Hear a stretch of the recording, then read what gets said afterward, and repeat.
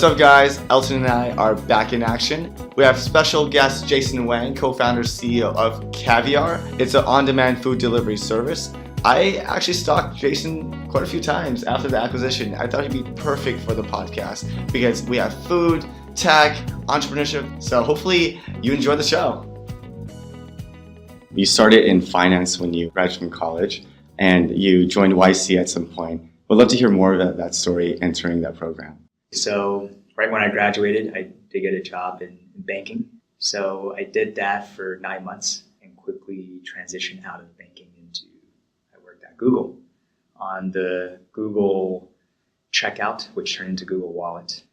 Did that for 9 months. And during my time there, that was when I started thinking about startups and going out on my own. One of my co-founders, he used to work at EA Games in Redwood City. He would come down every day for dinner because we had free dinners at Google.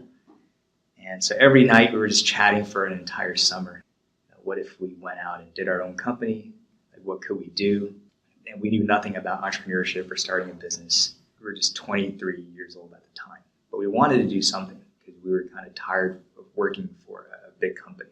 So we gathered a team together. A lot of our team came from Cal, and we knew each other from being in the same fraternity on campus. It just so happened to be an Asian American fraternity as well. So we all worked together in the past, and we knew each other, so the team dynamic was great.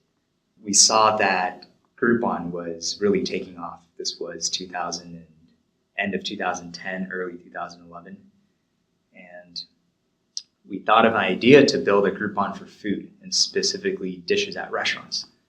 So we came up with a company and applied to YC.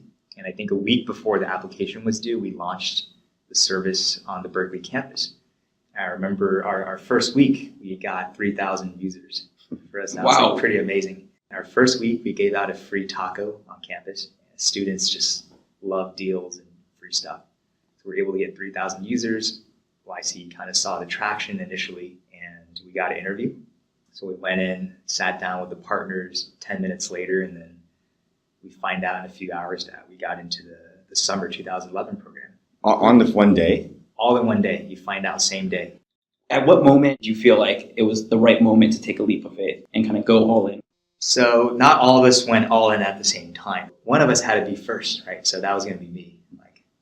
I took the leap of faith, saved up some money, was going to maybe spend 6 to 9 months and see where it went. And the catalyst was, if we got into YC, then all of us would pursue it 100%. And fortunately enough, we were able to get in. What did you tell your parents when you said, hey, I'm going to quit my job at Google and I'm actually going to pursue something that may or may not work out? I'm trying to convince my friends to do so too.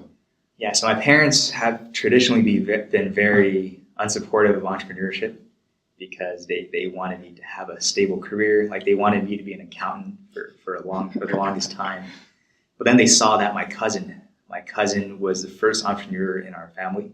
He built a fantasy sports app, became #1 in the App Store for iPhone. And then he sold his company to Yahoo.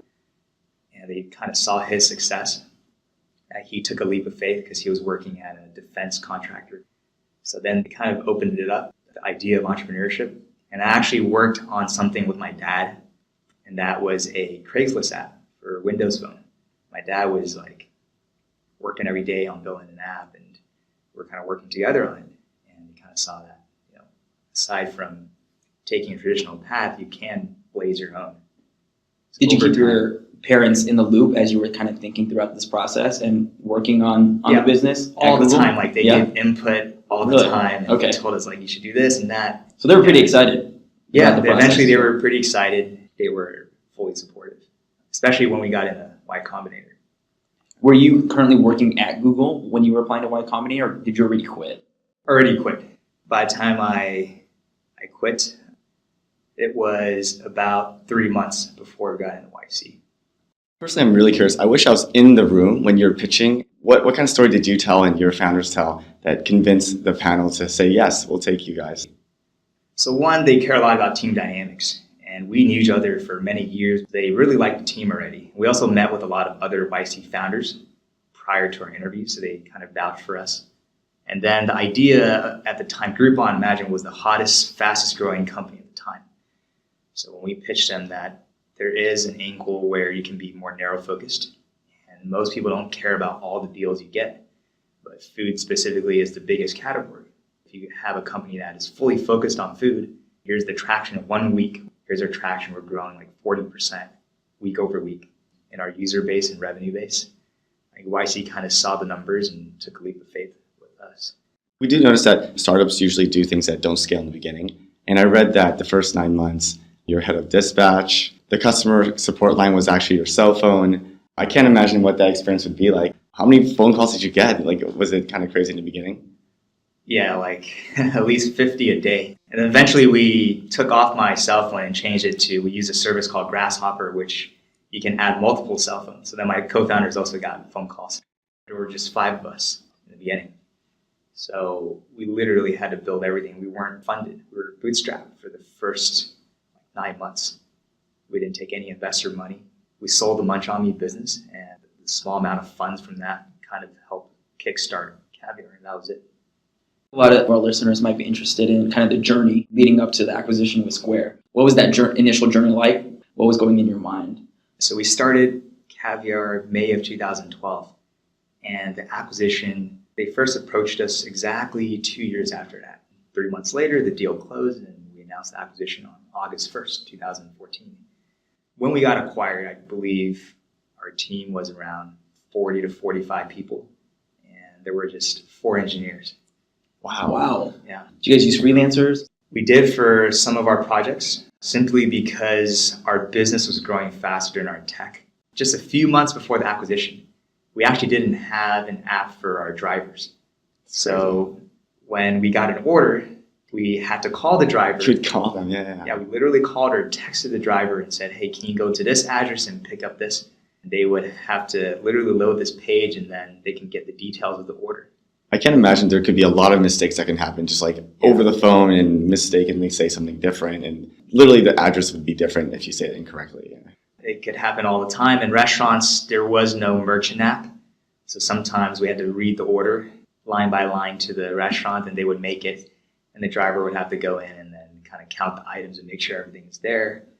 So we had to build products for the consumer side, so what they see and what they can go through as a customer, and also for drivers and also for the restaurants. We only had 4 engineers and only 2 engineers for the first year and like a few months. Mm-hmm. So we were working very lean for a long time. So Square approached Caviar, or did Caviar approach Square? Yeah, so the way it happened, we get an email one day from one of our longtime customers. He was an entrepreneur as well. It kind of ended his business, and he went to go work for Square. I think Square at the time was looking for a buyer product. They wanted to look at another buyer product and wanted a way to get into restaurants. And delivery was really taking off as a way to directly drive revenue to these restaurants and small businesses. So we get an email one day from, he was like one of the marketing leads at Square and wanted to just meet up. So I remember we said, you're sure, why not? You're one of our top customers, come over to our office.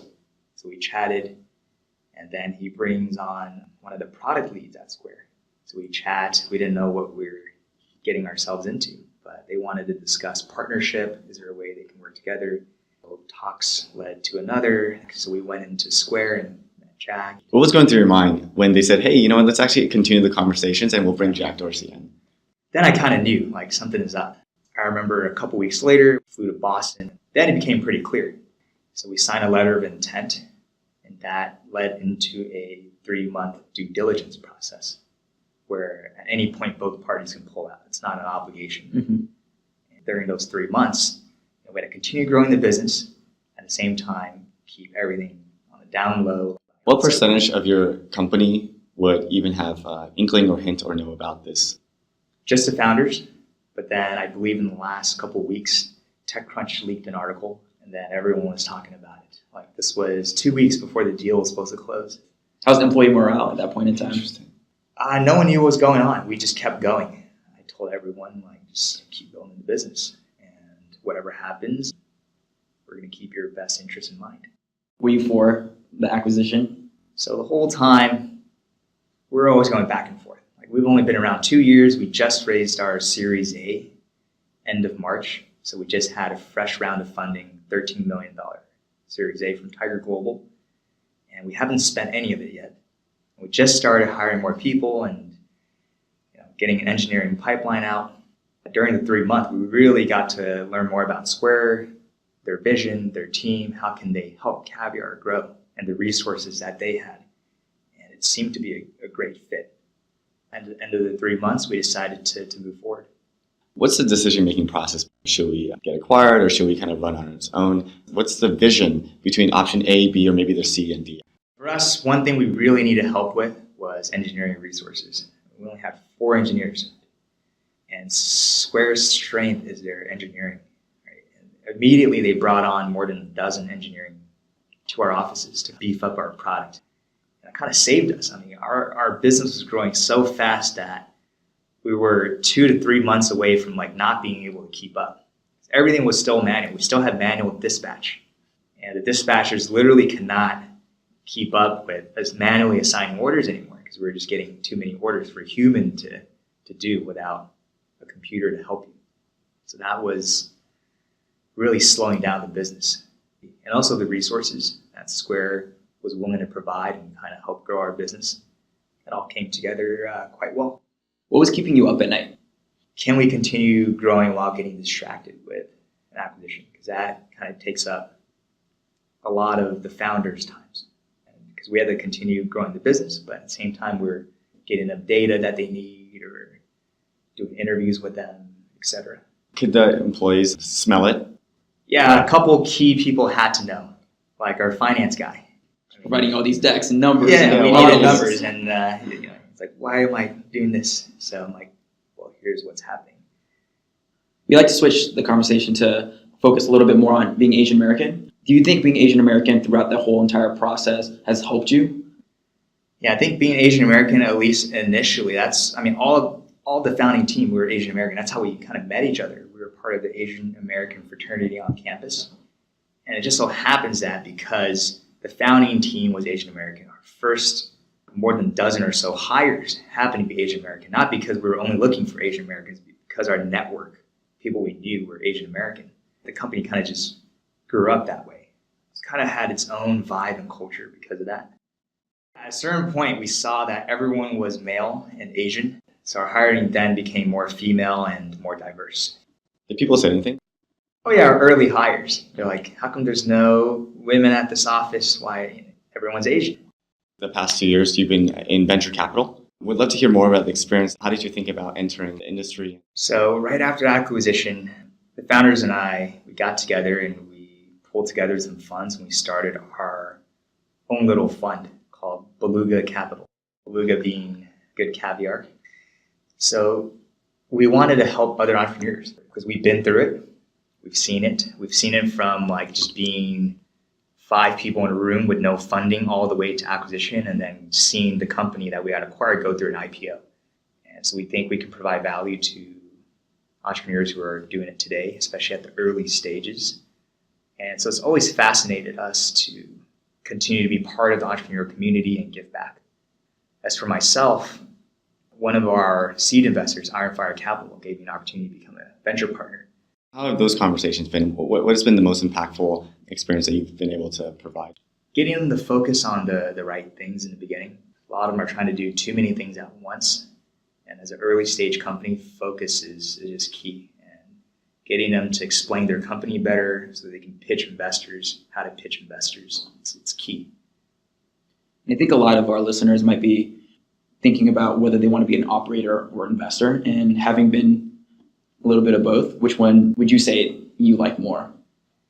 Right, having been an operator for 5 years as an entrepreneur, definitely it's different. It depends on what type of personality you want to be. Just because I'm on the investor side doesn't mean I won't go back into being an operator. If I find the right idea or a team that's hungry again to work on something we all really care about, then totally we'll go back and be an operator. But right now, it's just interesting to see all these startups and ideas and being able to invest in them and help them grow. What would you say are different personality traits of each of the roles? To be an operator, I think when we were getting started, just giving up 100% of everything, your time, your capital, your resources, what you're thinking about day to day. If you're able to do that, then go and be an operator, because then your chances of success are much higher. But if you have so many other things going on, you want a good lifestyle where you can have a lot of free time and do a lot of things, then on the investor side, definitely it provides that opportunity. What is your secret sauce? Meaning, what makes you unique? What has really been the factor that has driven you to where you are now? So a lot of people say, it's okay to fail, but my mindset is do not fail, whatever it takes. Would you say that's being Asian American? You don't like to fail? Yeah, like we thought it was never okay. That was our motto at Munch on Me and then transition to Caviar.